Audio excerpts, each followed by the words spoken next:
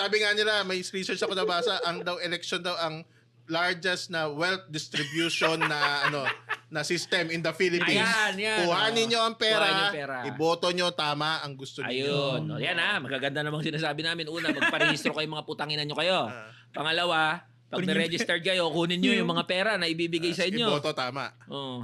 Tingin nila Tapos, hindi naman alam nyo may Facebook, may Google, di ba? Lahat ng tao halos may may access na sa information sa internet.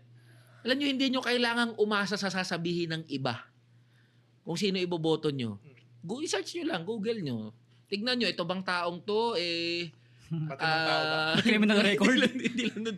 Sa criminal record, ako may check nyo lang na ito bang taong to, binibitbit yung issue ko. Danas ba nito yung buhay ko bilang ordinaryong Pilipino, bilang manggagawa? Yung agenda